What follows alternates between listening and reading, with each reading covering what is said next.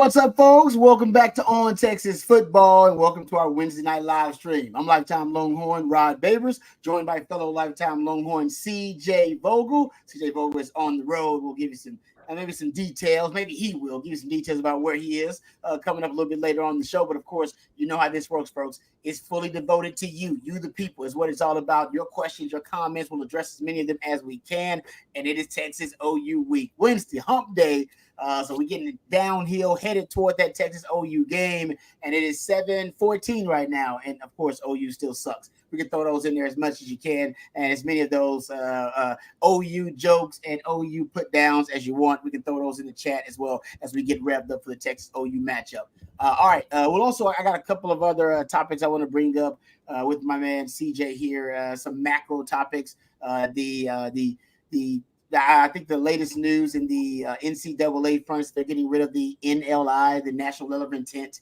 Kind of marks the new era of college football. They're going to get rid of that. So I want to talk to CJ about that a little bit too, talk about what that means. We'll also get into breaking down and previewing the Texas OU matchup. We'll get into some of the details about the X factors in this matchup, tendency breakers in this matchup, what we expect to see from Oklahoma, reverse engineering this game plan. How would Brent Venables attack this Texas offense? And on the other side, how do we expect that Oklahoma offense to actually try to get any yards at all? How are they going to try to move the football against that Texas defense? We'll get into all of that. But CJ, how you feeling? You're actually already down there in Dallas, so you're already close to where the action's going to happen. How you feeling on the Wednesday of Texas OU week? I'm feeling good, man. It's always one of those interesting things where, this week specifically, it comes with a lot of nerves. It comes with, a lot of anxiety. You never know what might actually go into this weekend on the field, but, that's kind of the fun, right? That whole week leading up. In this case, we've had 2 weeks to build up entirely, to get to Saturday, to walk into the fair, to scan your ticket, to walk into the Cotton Bowl, to find your seat, and then watch a game between two teams that don't really like each other, right? So that's the fun.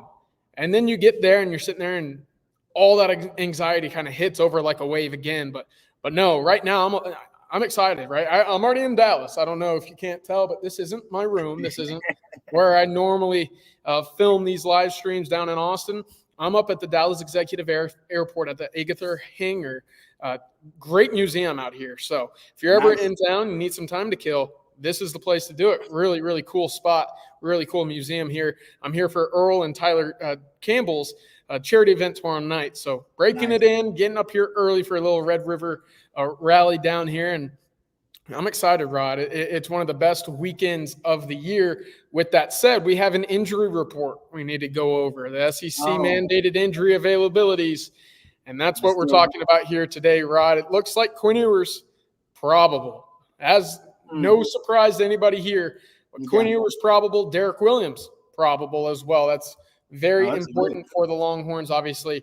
Nothing too crazy when it comes to anybody else on this list, except maybe Michael Curran listed as questionable. Not exactly sure what's going on there, but Derek Williams, Quinn Ewers expected to be back on the field for the Texas Longhorns on Saturday. No surprise, but again, very much welcomed and needed for the Longhorns. Yeah, I know Sark was playing pretty coy earlier in the week about Quinn, and I'm sure that was some gamesmanship forcing Oklahoma to have to prepare for both quarterbacks. But I think all Longhorn fans are really confident that Quinn is not only going to start that game, but he's going to play really well as a third-year starting quarterback for Texas. And he's the more experienced quarterback in this matchup. I got the stat here because it's one of my favorite stats, and there's so many great ones about this Texas OU matchup that since 1990, the quarterback with more experience in this matchup has a 16-5-1 record. All right, so Quinn is the more experienced quarterback in that. Now, it doesn't always, Dylan Gabriel doesn't always, I don't think it's always the case. But, I do think a lot of the time the experience matters, especially for the quarterback position. And it's important for Quinn, whether it's mistakes or whether you're talking about the momentum shifts in this game, him being able to bounce back and being able to handle it. So I think Longhorn fans are really confident in that. And if something happens and, Arch has to go in there, it helps that I saw a stat earlier today, CJ, from the Pro Football Focus folks that right now Arch Manning is still ranked the 7th highest graded quarterback overall in the country at 90.4. So you're good. You still got a top 10 quarterback if you go in there, your backup quarterback is still better than the option that Oklahoma has, which we'll get into and talk about a little bit. But I've been trying to reverse engineer this game in my head and try to figure out different ways that Oklahoma can win. Because I mean that's how I'm gonna try to break things down. Right, I try to go from the other side of it, put myself in their shoes. If I'm Brent Venables, what Seth Luttrell, what are you going to try to do up against this formidable beast, the number one team in the country, to try to pull the upset? And I keep coming back to the Oklahoma defense and them having to make a lot of splash plays and a lot of havoc plays. And if that Oklahoma defense, and it is up, trust me, it is a defense that's up to the task potentially.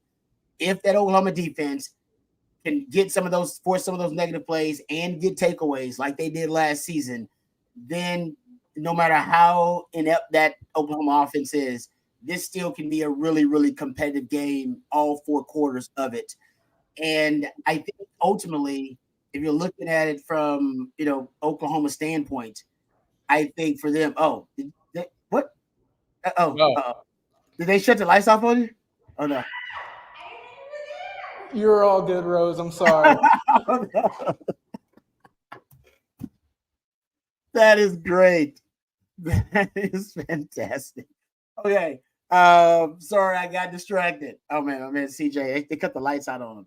CJ's a hard-working man. See, behind the scenes. We got it. Wow. We got it. We're back in business. And that's a great scene. I saw with the lights coming, like, hold up. What? And I just saw CJ in the dark as a dark figure. I don't even know. I kind of lost my train of thought, but getting back to it, the Oklahoma defense, they have to win the day. There's no way this Oklahoma offense is, in my opinion, just the way I'm looking at it, all the different ways I try to, look at this matchup, I don't see them being able to make a lot of plays versus the Texas defense. I'm not saying they're not going to make some, but I don't think they will be able to win that matchup. It is possible for the Oklahoma defense to win the matchup against the Texas offense. That is possible. I actually right now don't even think it's possible for that Oklahoma offense. Consider what we saw and what we've seen so far. I don't think it's possible for them to win the matchup against the Texas defense. They may win a couple of plays, but they can't win that matchup through 4 quarters. And that's why, Rod, it's so important that Texas keeps the field long and lengthy for the Oklahoma offense, right? We've seen in every game so far, Oklahoma's defense has either put points on the board themselves or provided a short field with minimal resistance for the offense to go down the field and score. Now, that was an issue a year ago for the Longhorns, right? Remember, what was it, the first drive, 3 plays in, interception, set up shot for Oklahoma on the 12-yard line. Yep. A third quarter, Quinn Ewers fumbles at midfield. Now, if that happens again, that minimizes your chance to win significantly. It doesn't eliminate it, obviously. They still have to go do it, and right now there's plenty of questions about their ability to go do that as well, but it gives them a higher chance. And that, again, early on, Rod, it's so important that Texas ends every possession with a kick. That can be a punt, that can be a field goal. Then obviously you'd prefer a PAT, but right now that is what must happen early on in this game for the Texas Longhorns if they want to come out and get early momentum in this game, which you can speak on it yourself. Oh man, that's very important. Very important. Coach says, looks like CJ is at Adam Sandler's house in Big Daddy. I'm not. And again, I, for those that just got in, I know we're up to about 400 folks that just got in. I'm in the Dallas Executive Airport at the Agatha Hangar here. Museum, beautiful. So if you're ever in town early, you need some time to waste or to get out and see some sights, beautiful, beautiful spot out here. And we're so thankful to be up here early on here in Dallas, Rod. Excited, ready to go hang around town on the city. I call it home, but Allen's a little further up north than Dallas, obviously. This game is a great opportunity to get out, see the town, get some drinks maybe a little bit later. But no, good time. I love being back in Dallas each week for the Texas OU weekend. CJ's a single man, so CJ, he's got to get out on the town. Once he gets done with work, CJ's like, no, I got other work to do. Once I get done with work, then I got some work I got to do out in the town. So I respect the CJ. You better take that back right there. I'm not feeling that one. We're not Sherman or Dennison. Hey, you know what? Hey, that's why Sark is trying trying to get a stranglehold in the DFW area, right? Because he knows that's where Oklahoma wants to make their money too, in terms of recruiting. Well, everybody does. Talking about one of the most fertile recruiting grounds in the country. All right, we'll get to some of the questions here. But I did. I was looking at one of the stats. I was just looking at different stats for this matchup, and talking about that Oklahoma offense. The one I think factor that we can't quantify, and I don't know if we can accurately predict or project, that just could play a huge role in this game for the Oklahoma offense, is the development of Michael Hawkins, right? That his development, we just don't know what we're gonna see from that young man from start 1 to start 2.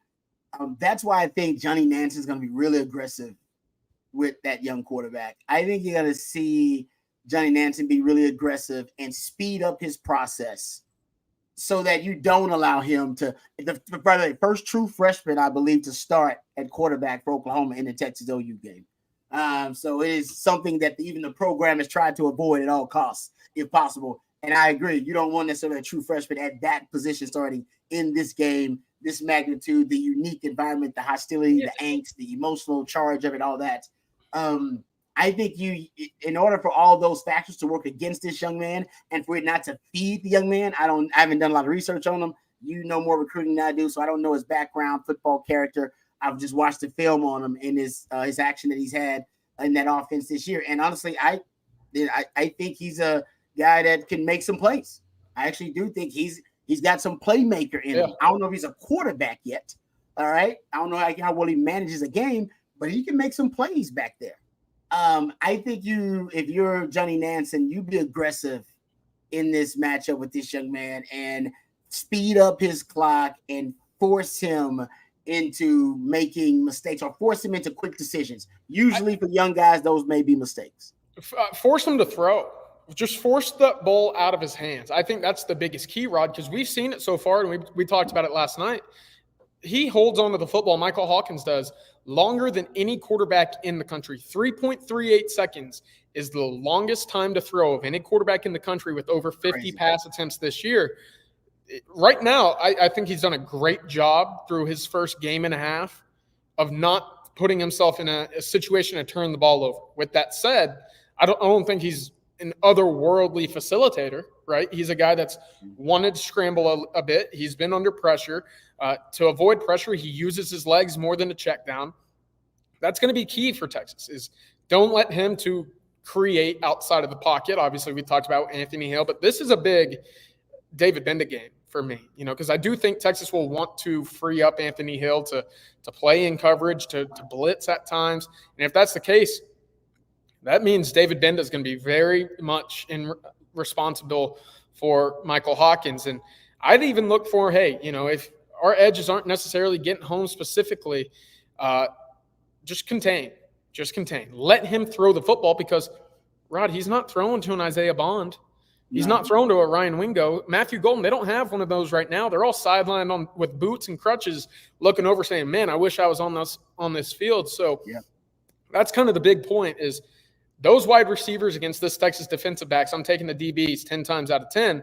And with this rookie quarterback or freshman quarterback that's inexperienced, and Rod, he's played a little bit against Tennessee. He's gone to Auburn. That's great. There's nothing like the actual momentum feel of switch in this game and the unique environment. There's nothing like this in college football. So that's why, to your point earlier about Oklahoma not wanting to start freshman quarterbacks in this game, only a few have played, right? Caleb Williams came in and immediately took over. But Caleb Williams was a Heisman. Until I see that a little bit more from Michael Hawkins, I'm not going to put him in that category with Caleb Williams. That's for sure. Yeah. I've been trying to figure out how they're going to move the football. You've gone over some of the statistical metrics for Oklahoma offensively. And honestly, we could go through, but basically they're just triple digits in almost every major offensive statistical category. We could go through it, but they're basically triple digits. They're one of the worst offenses in college football right now. And I wonder how they're going to move the football. Like, what are they going to do to spark the offense? One of the things could just be, hey, this young man, he's improved, right? Start 1 to start 2, there's a huge exponential leap of improvement. I think early on, though, I think you're going to get potentially double moves early on I think you could get that like a flea flicker, double pass, a start block and go. I feel something like that early. I feel like that could spark them early on and get some chunk yardage. Them lining up to just try to beat Texas without some deception early, I think it's going to be a tall task. I think when they line up, you're going to see that's going to be part of now the quarterback run game. I think that's understood. That I think Texas already game planning for the quarterback run game. Him as a scrambler and him as obviously designed runs as well. But I do think they're gonna try to deceive Texas and use their aggression against them. Yeah, they're going to need to. And Michigan did that early. Remember the flea flicker there? Yep. I think teams come in seeing Texas and knowing this team is a veteran bunch with a lot of experience, especially in the back end, saying, well, if we let these longer developing time, plays, routes, whatever you want to call it in the passing game, if you want to call that, that's great. But I also got to block Colin Simmons and Trey Moore and Ethan Burke and Barron Sorrell and Justice Finkley. And I don't know if my guys can do that. And we don't know if Oklahoma's guys can do that right now. They're 12th right now in SEC offensive line efficiency in the passing game. It's not great, especially whenever you've played Temple, Tulane, and Houston in the non-conference. Not necessarily three teams that are lighting the world on fire at the moment. So keep that in mind because I do think that offensive line will be porous. They will be able to allow pressure. But again, to your point, got to get home there, right? Got to get the quarterback on the ground, get some sacks and some pressures there. The Oklahoma Sooners ranked 129th, I believe you pointed out, in third down conversion rate. I found out they were 130th in explosive play rate on offense. Ew. So they don't. This isn't Lincoln Riley's offense. So you're not seeing a lot of conversions for them to keep drives alive, and you also don't see a lot of explosive plays. I will say the offense is more explosive with Michael Hawkins, though. It is. They only have 8 pass plays of 20-plus yards. Just to let you know what neighborhood that is in, and this kind of goes to Texas defense not being tested. There are 6 teams with fewer than 8 20-plus pass plays on the season. That's how many Oklahoma has. And ULM and Michigan are 2 of the teams with fewer. Vertically challenged. They just can't get it down the field in the passing game. So, this is an offense very similar to those offenses who really couldn't get chunky yards via the passing game. And so that to me, but I would say they do have more explosivity with Michael Hawkins. I believe they had of those 8 passing plays of 20-plus yards, half of them have been, I believe, with Michael Hawkins. Yeah. And he started one game and played in another game, and I think he played in 2 other games, but so he does have there's something to his game about the improvisation ability, extending the play, scramble ability, second reaction plays. That is something that you really can't really quantify that he may bring to the table that could be problematic for Texas. Yeah, and again, he scrambles. There's been 27 pressure attempts so far. 12 of them have been scrambles in which he's taken the ball downfield. 5 have been sacks, and 10 have been pass attempts. So you see where his mind goes. It's not necessarily to look down the field and throw the football, though he's done that well when given himself a lot of time. He is prone to taking sacks, as is that offensive line, to providing sacks for the Texas defense. But more than anything, he looks to evade and get positive yards with his legs. So, again, that's going to be very important. Rod, real quick, we got a message for you from Derek Weiser. Thank you for the super chat. Happy belated, and happy birthday to you as well tomorrow. I appreciate that. Thank you Thanks very for much. spending your birthday eve with us here as well. La Familia, baby. That's family right there. Appreciate that. So I hit the big nickel tomorrow. Hey, happy birthday to you too then, no doubt. Hit the big nickel, yeah. I'm not looking forward to that, but I know it's on the horizon, but I appreciate the birthday wish. It's very kind of you. All right, let's jump to some questions here. There you go. Let's throw them out there. Thank you, Colton, for the super chat. Really appreciate that. Rod, as a DB, what would your mindset be going into this rivalry game, knowing OU could be down their top 5 wide receivers? That's a great question, Colton. Honestly, I was just talking about that today on my show. I would be aggressive. And this is the thing about it.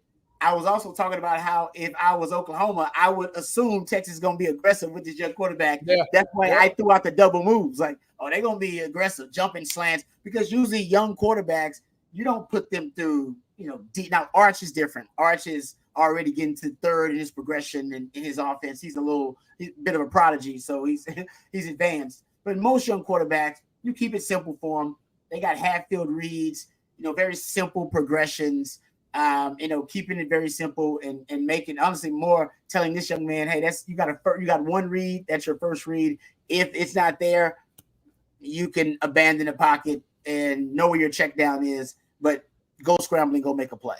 They'll probably keep it simple. That's what I've seen with him. They don't have and even as CJ pointed out, he right now is not at his level of development. He's not at the stage where he's gonna sit back in the pocket and create time and create space by maneuvering in the pocket. No, he wants to abandon ship as soon as he can, and he feels more comfortable using his athleticism to escape some of those plays or escape some of those defenders. So I think with him, he's going to be a first read guy. I think if Texas takes away the first read, I would jump it. I would. Now, there are ways to jump routes and still maintain the right leverage and still basically safeguard against the double move. And that's by paying attention to the upfield shoulder. So if you're gonna jump that out route. You can't jump it underneath. You got to jump it with the upfield shoulder in mind. Upfield shoulder is the shoulder obviously upfield. All right, so you're gonna go underneath them. If you do that, the ball's got to already be thrown. You got to know the angle of the football. Point. And you got to know that you got to know you'll get a hand on it, because if not and you miss it and that guy gets it, he can go right upfield and it may be all she wrote. So I would tell guys, hey, we're jumping it, but we're gonna jump it. We can jump in the upfield shoulder. So make sure you stay on the upfield shoulder. That in case you do misjudge the angle of the football, you're always in a position to still make the tackle. And so that's what I would tell. But I would tell her we're flat foot reading everything. I'm a flat foot reading most of my stuff for them. We're playing off because Texas hasn't played as much bump and run coverage as I thought they would. So if we're playing off, I'm a flat foot read. I'm being aggressive. They did that with Michigan. The same thing with Michigan. They did the same thing because they knew Michigan. What was the stat you gave, CJ, about Michigan and how many 10-yard passes they had going into that game? I mean, it was at that point. I think they had thrown the ball less than 10. They had complete less than 10 passes, 10 yards or more down the field at the time. So they're not really a team that can, challenge you vertically. I would be sitting on some routes if I was them, because I think they're going to, unless they try to challenge you deep, and they may, but I think they'll do it with double moves and try to deceive you rather than try to run right by you with speed. They don't really have the athletic talent right now and skill at wide receiver because of all the injuries you mentioned. So in Texas, I wouldn't be afraid. I'm not going to play scared. Especially with having a deficiency at wide receiver. So I'd be jumping routes. I would. But if I'm Oklahoma on the other side, I'm going double moves because I think Texas is going to be jumping routes. This is the chess match. You got to assume, and I would still be jumping routes because I don't necessarily think Michael Hawkins, I don't think they're going to take him to advanced, sophisticated progression reads. This is not going to happen. It's going to be. I totally agree. There's no way, CJ, they're doing that. They had a bye week, but I don't think that's enough time for him to get to that stage and develop. No, and not just not against live speed college defensive backs, right? Those windows close pretty quickly. On top of that, Rod, I'm with you 100%. Double moves, flea flickers, any type of trickeration that designs to get your wide receiver separation, because again, you're dealing with a 6th string, a 7th string, an 8th string, a 9th string wide receiver coming into the year.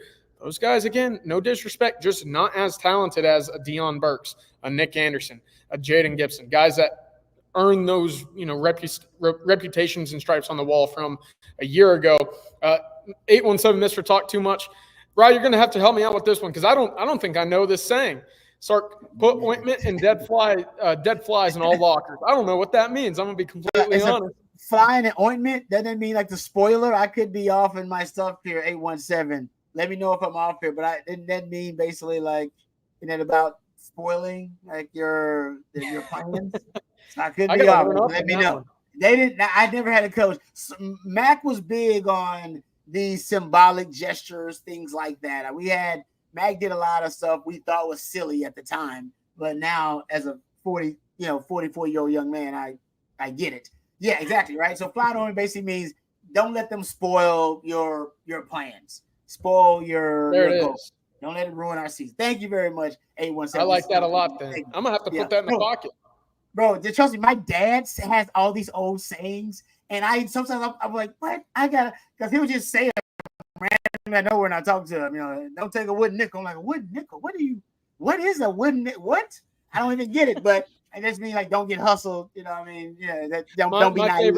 My high school coaches used to tell me all the time on Wednesdays, you'd go through your final practice, and then Thursdays you go through your walkthrough and kind of prepare again. You know the schedule, Rod. Yeah. But my high school coordinator and my head coach would say every day, you walk out to practice, and as the team's stretching, you just hear, "Hay's in the barn, baby. The hay is in the barn," which means you get to go make some food right after that. So. What is that? Basically, it's all good. What is the hay?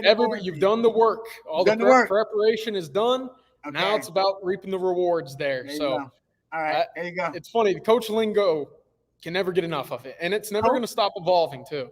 No, Coach lingo and dad lingo, very, very closely linked. Coach lingo and dad lingo. Let's thank one of our sponsors really quickly.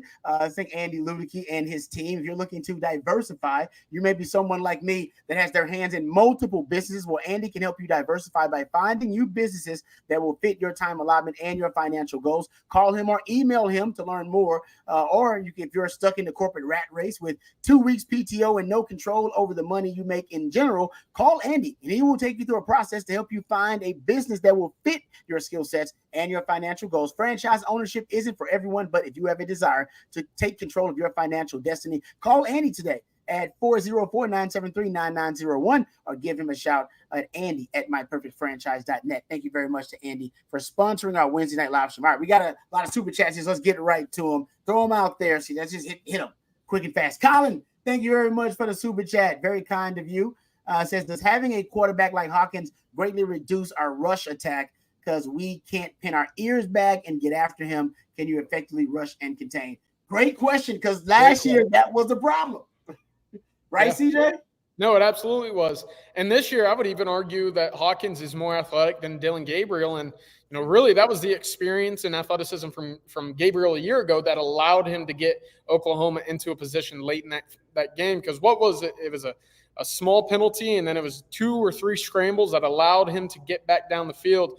Yep. Now, Rod, it does change early in games when Texas isn't in man coverage, right? You start looking at it in the sense that, okay, you got eyes on the quarterback. Everybody's basically, front up with the line of scrimmage. They've got their shoulders at the quarterback. They're baiting perhaps. Man coverage, what are they doing? Well, they're turning and running and staying, eyes on the hip of those wide receivers, which allows for quarterbacks to get up the field in long scramble runs there. Towards the end of that game, Texas, in a do-or-die situation, they were in man coverage more times than not, which allowed for the quarterback run to be successful. Rod, it's going to change early on in this game, and maybe Texas switches things up if they bring a linebacker or a Jahdae Barron or Jalen Gilbo off the edge. We've seen that as well. It could happen. But early on, I'm expecting some zone coverages, eyes on the quarterbacks, and again, it's going to be emphasized with whether it's Vernon Broughton, Alfred Collins, Jermaine Lelay, Bill Norton. If you see this turn to this, look out. Be on the watch because it's coming. No, you're right about that. And I talked to Alex Okafor about this, and he was saying it too. It's like they got to be really disciplined in their pass rush lanes. He said if Oklahoma's smart, they'll try to take advantage of Texas because they just came off a big sack game, their biggest sack game. I just got 6 of them. And a lot of guys got involved, right? You had 5 different players in there with your 6 sacks. So now everybody now wants a sack, and everybody now early on they're gonna be a little anxious. They're gonna be salivating to try to get sacks. And when you do that, he said, oftentimes you do it by getting outside of your containment, outside of your rush lanes, and then that'll get you in trouble. He said, right now, I would overemphasize, guys, we're not trying to get sacks. We're trying to maintain gap integrity and maintain our rush lanes. If we end up getting a sack as a result of that, then great. But it's a dual threat quarterback. it's a different situation. Just teeing off, going against a guy you know is going to be in the pocket. So yeah, it is a different monster altogether. My man Alex Okafor was breaking it down for me. Good question there, Colin. Thank you for that. Jay Nogger here. I appreciate that. I hope I said the name right. And if I didn't, I apologize. You know, there was no disrespect intended. Thank you for the super chat. At least with an afternoon start, we don't have to worry about eating Fletcher's corny dogs for breakfast. What? Hey, I want to say, hey, I love me some Fletcher's corny dogs now. Come on now. A little mustard on that thing. What's so bad about a Fletcher's corny and a beer at 9:30 in the morning? I don't think there's much. That's a breakfast of champions, in my opinion. That's lunch. Some of y'all still gonna do it. Some of y'all still doing it anyway. I'll be there at 9 a.m., Rod. Some of y'all still gonna be out there early at the Texas State Fair drinking beer and eating corn dogs. You know what? Ain't nothing wrong with that. It's one time a year. You can do that. Double D fried food in the morning was tough. Fletcher's and Miller Lite for breakfast. Yes, please. Yeah, it is. I'll admit, I never got used to drinking that early. I never got used to just getting on it that early, that hard. So yeah, I try to keep it light. Mimosas usually is my thing. Like I gotta try to ease into it a little bit. CJ got that young man. So yeah, exactly. I ain't got that. Rod, you know why? I can't do that. Yeah, Pepto. Jeff Carey's got the answer. Yeah, I trust. That's why I keep it simple at the Texas State Fair. It's either a turkey leg or a corn dog. I ain't getting no fried butter, fried Dr. Pepper, fried Frito pies. No, I can't do that. No, that's as safe as I get. I'm an old man. I got an old no man. funnel cake, Rod? You're not a funnel cake guy with the not a funnel cake guy, actually. Yeah, my wife loves funnel cake. My wife loves funnel cake. I'm not into it. I love a funnel cake. I see a funnel cake. I eat them at the dish anytime I go. Funnel cake it up and get a nice cold beer to wash it down. Let the wind take all the powder to everybody else's back and the hair. That's not my fault. That's the wind. But man, I love me a good funnel cake. That is good. Yeah, that powdered sugar, man, just gets in the wind. It's like dust in the wind. Hey, all right, Rod, real quick. Go ahead. We've had some folks join up here recently. Let's go back over the Texas and Oklahoma availability reports. Here is the Texas one. You see Quinn Ewers and Derek Williams down at the bottom. Both of them are probable. Now, that's the expectation that both play. Again, it's been 2 games since either of them were on the field. Derek Williams dealing with a bit of a hamstring, and obviously Quinn with his abdominal. The question here is Michael Kern, questionable. What's going on there? I've yet to really dive down there. Deep snapper Haver, also questionable. He was questionable, I believe, a week ago against Mississippi State as well. But something to keep an eye on in the special teams unit. Of course, I believe Texas had a punt blocked there. So worth keeping an eye on when your specialists are, kind of dinged up. Of course, that's something that can certainly flip a game on its head with a quick score or field position. But on the bright side, you'll have your quarterback and you'll have Derek Williams, one of your best cover safeties, back for this game. And then going down to Oklahoma, a lot of outs and a lot of wide receivers. The one that is not technically out is Deion Burks, who, again, has been dinged up. I think this is one of those gamesmanship moments, Rod, if I could be completely honest. I think this is what you're looking at a week ago against Mississippi State. It was Quinn Ewers, questionable, doubtful, and then out leading up to that game. This is one in which I think that Burks, if he can give it a go, he certainly won't be 100%. And if he does give it a go, he would absolutely be the number 1 wide receiver for the Sooners. But how good would he be if he is 75, 70%? That's a question that needs to be worth asking right now. You're right about that. He's dangerous if he is, healthy enough. I'm not even sure what his injury was actually too. That would matter as well. But yeah, if he can play and he can go, that's a guy you probably need to know where he is.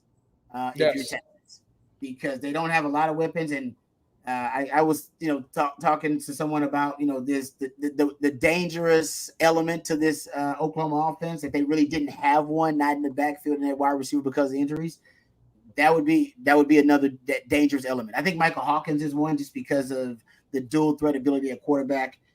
He had 10 completions versus in that game in his first start, I should say, of the season versus Auburn. Got 5 of those went for 15 yards or more. Just throwing it out there. Yeah.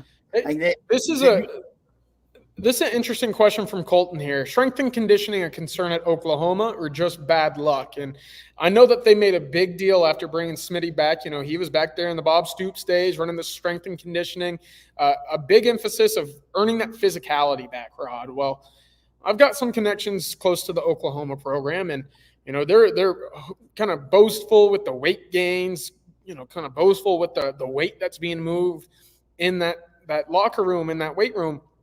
You know what it kind of reminds me of? It reminds me of that Tom Herman era where you're seeing guys like Taquan Graham put up massive numbers.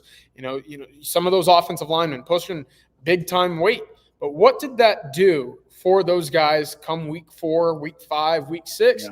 Well, you saw a lot of soft tissue injuries, right? You saw some abdominal issues, you saw some groins, some hamstrings, you know, and those things linger. And I think there's been, you know, kind of an absence of that under the current staff with Torrey Becton, because what are they kind of prioritizing right now? It's speed, it's flexibility, it's staying lean, you know, allowing yourself to put on good weight to get hit and sustain a big play, big tackle or whatever. But more than that, it's to get back up and maintain that level of speed so that you're not, you know, super robotic. That's one of those theories that I've seen floated around in OU circles a little bit. Is it bad luck? Is it strength and conditioning, maybe having too much weight on these guys? I think it was an issue at Texas under Herman. Could it be the case up there now? We'll see. But, of course, they've been dinged up even more so than that with some ankles, with some knees.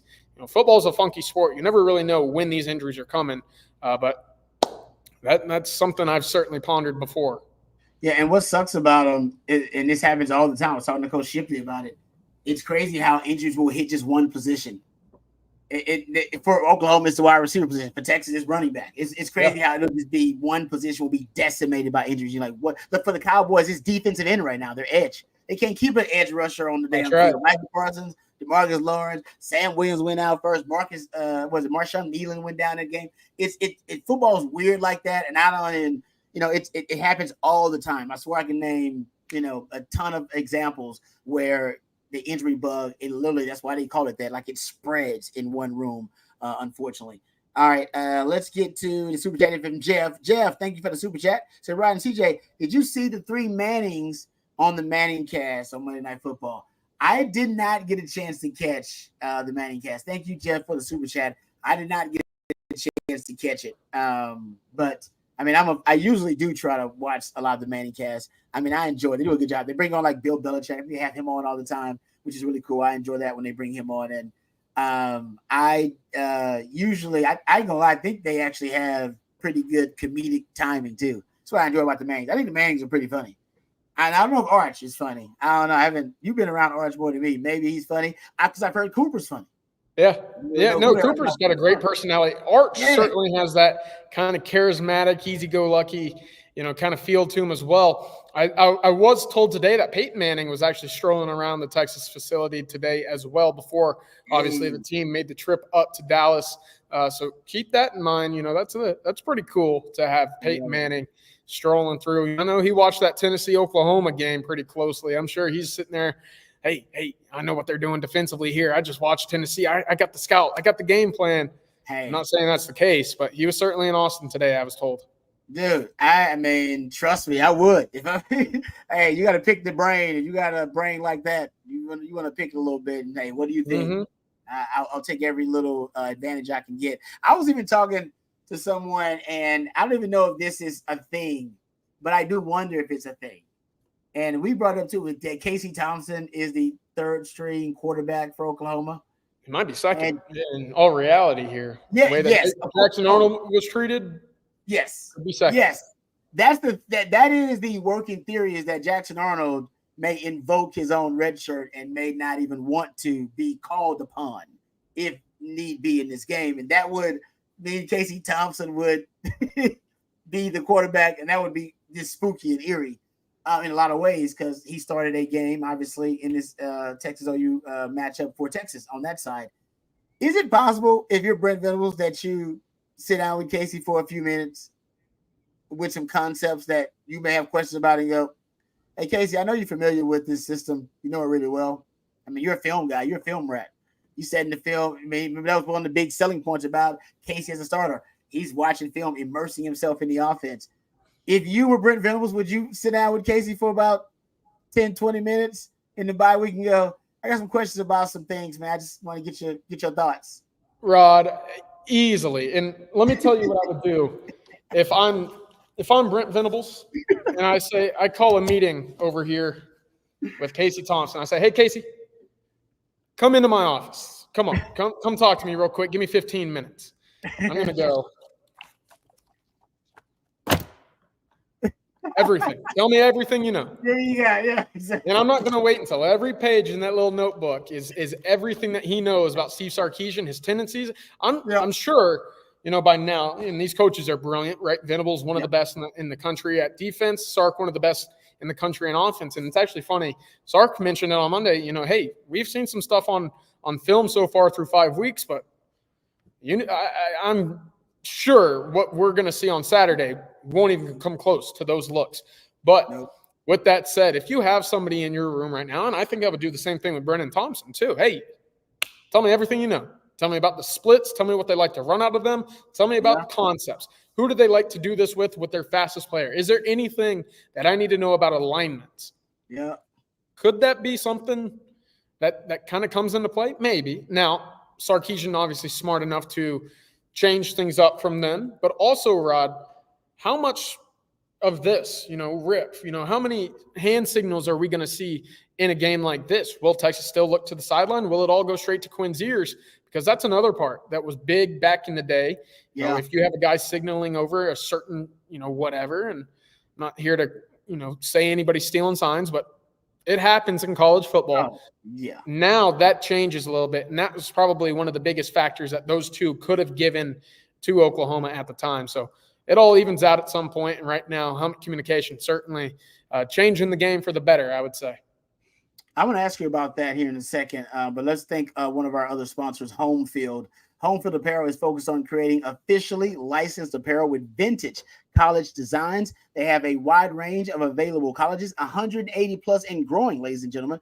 And right now, their football boxes with their Can't Miss Kickoff campaign are fantastic. They got coaches jackets, bomber jackets. Also, their football boxes contain 3 never before seen items unavailable anywhere else. Platinum Box VIPs will receive additional exclusive items, a new hat or ringer for Platinum VIPs only, and the 2024 Platinum Pass guarantees you 20% off and early access, which means you don't have to worry about missing out on the best items over at homefieldapparel.com. And right now, visit homefieldapparel.com. Use the code Texas24. I apologize. Use the code Texas24 for 15% off. Use that code right now, and all of our own Texas family, they will hook you up with 15% off. Just use Texas24. They can check out their vintage designs at homefieldapparel.com and use the code Texas24 for 15% off. Thank you very much to our friends at homefieldapparel.com. Who does the helmet communication benefit most in this matchup? You got 2 brilliant coordinators, right? Sorry, play callers. I apologize. Head coaches / play callers in Brent Venables and Steve Sarkisian calling plays and matching up with each other in a chess match, right? Matching wits. And I believe Danny Stutzman is their stud on defense, their All-American linebacker, veteran linebacker, been in that system for a while, and he's going to be receiving the communication from Brent Venables. Obviously, third-year starting quarterback for Texas, Quinn Ewers will be receiving the headset communication from Steve Sarkisian, and the slight adjustments and modifications and communication that they can have, prior to cutting that off snap to snap, could be huge because of the veteran experience and the knowledge and acumen of the players that they're communicating with. You watched Danny Stutzman. I mean, he's one of the best linebackers in the country. Great instincts, but also plays with tremendous football IQ. Quinn, third year starting quarterback in this system.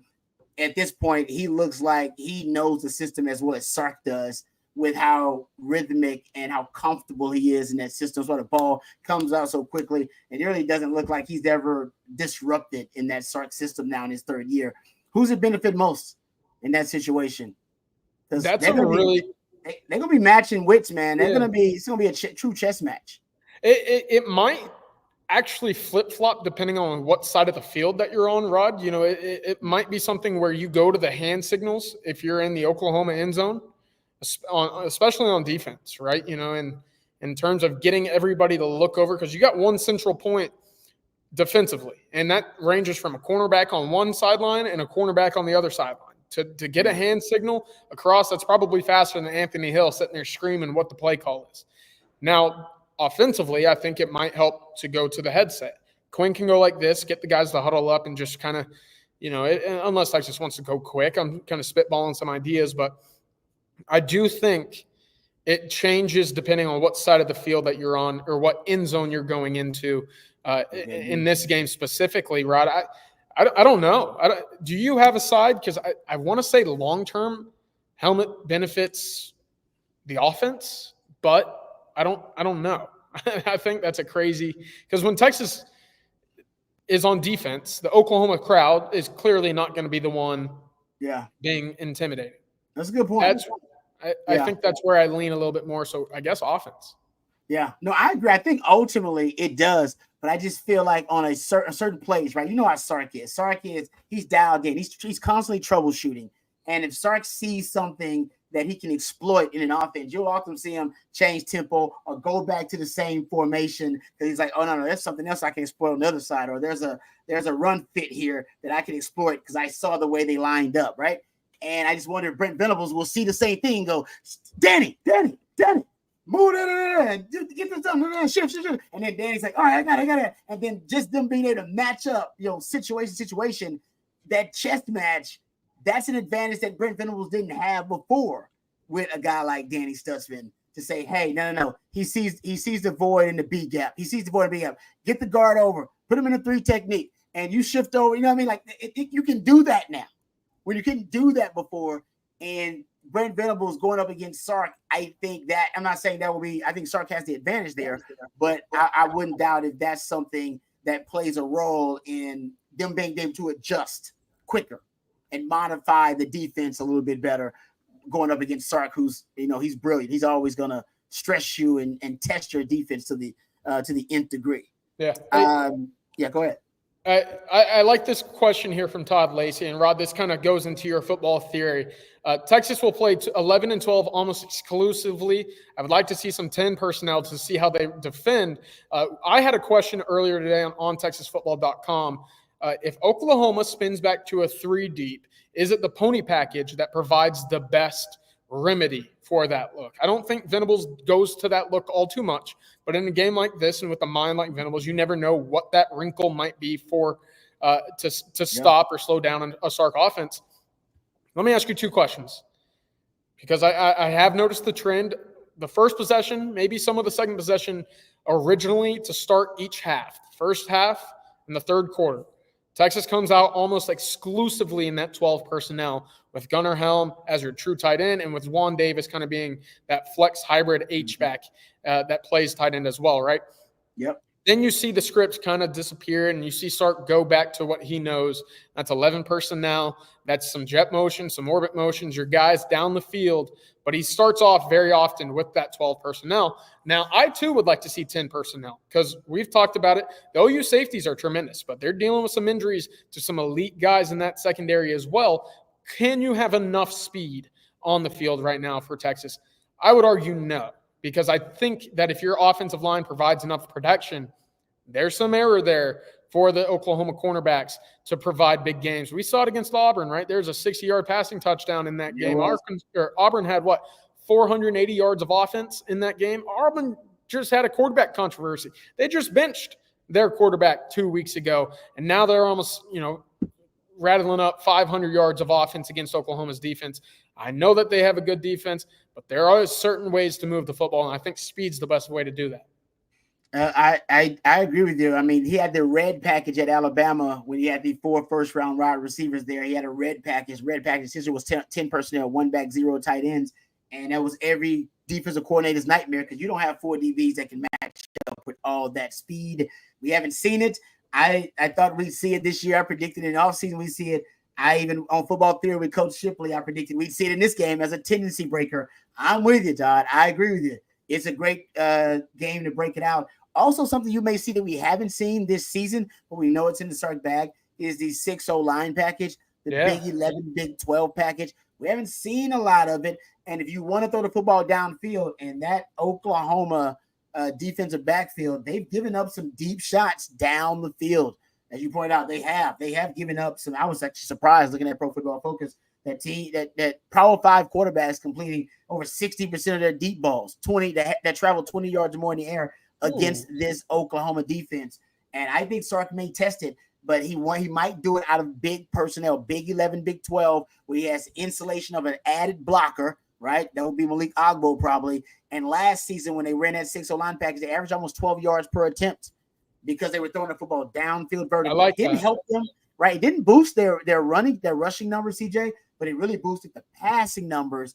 And against a sack, obviously, a sack-oriented defensive front like the Sooners, who are one of the best pressure-oriented defenses in the country, an added offensive lineman might help you get some of those longer developing routes. So that's something to watch. I like that a lot. That's a pretty good idea there, because R. Mason Thomas is probably going to be in that world of, a Jayshon Barnum, Josiah Stewart, some of those guys that we saw against Michigan. He's certainly better than anybody Texas saw against Mississippi State. So that's the guy to watch. He's taken over games single-handedly already for the Oklahoma defense. He's the one to watch as well. One final super chat here, Rod, from Jay Nauer. Again, Thank you again for the super chat. Does Sark slow the roll with RPO and screens early on and then ramp up the long ball and student body right when inexperienced OU DBs wear down? It's a good question, because we've seen the screen game maybe a little quieter so far this year, but the RPOs have certainly been prevalent as well. And with Quinn, we know that the long ball necessarily isn't what he goes to, but to his point, that might be something that Texas tries to break tendencies with and go deep early on to test those Oklahoma DBs. Yep, that's a good point. And I agree with you, actually. I think you'll get the RPOs and the screens early. And I do think he's going to test them deep in this game, just because based on what you watched on film, they've been vulnerable there. They've actually been less vulnerable. They jump routes and they take a lot of chances. Sark and Quinn want to work the short to underneath. I think at times they almost dare you to throw the less efficient pass or the low percentage pass, which is the deep ball. But we'll see. Remember, Sark at one point was addicted to the deep ball, and he curtailed that. But I don't know, for this game, he might bring it back. Remember, Casey Thompson, 2021, started launching deep balls to start the game. Bombs, play action pass bombs, match protection bombs. You can see that come back in this game. To your point, CJ, about the 12 personnel, I want to bring this stat up.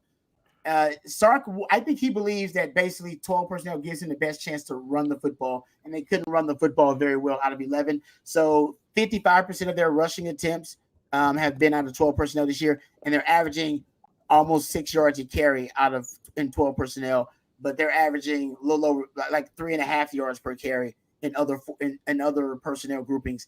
That, I think, is the question. And also, to your point about 21 and the pony package, this is the perfect week to bring it back.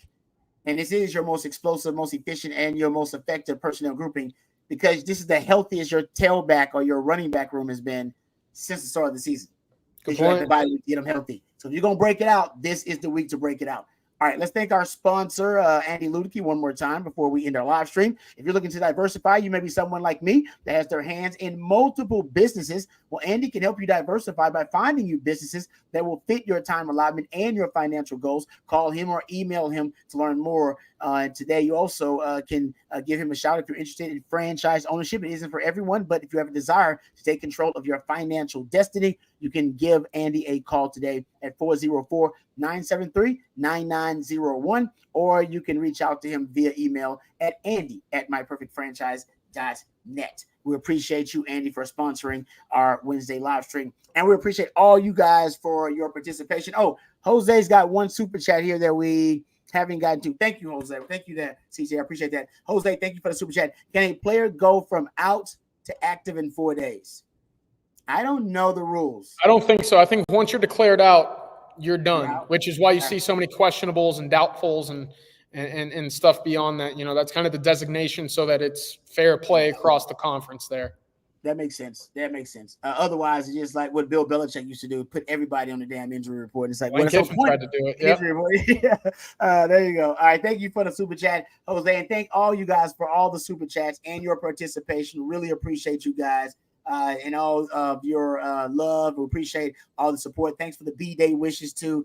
That means a lot to me. Thank you to our sponsors, Andy Ludicky. Thank you also to homefieldapparel.com. Go check them out as well. Thank you, CJ. I know you got stuff going on. You still jumped on with us, so we appreciate you guys. Tomorrow, you'll have Coffee and Football starting at 8 a.m. You'll also have the Winning Drive, CJ Bogle, Coach Bob Shipley, and myself. That'll be starting up around 3 o'clock. And, of course, we're talking plenty of Texas, Oklahoma. It's at 8:09, and Oklahoma still sucks. And, of course, you can always tune in to On Texas Football, and we'll take care of you on all things Texas. And we'll be back tomorrow, same time, same channel. Until then, hook 'em horns. Hook 'em horns, and prayers up to the Denton Ryan family over there as well. Oh, yes. Thank you for that, brother. No, good message. Amen, bro. Appreciate that.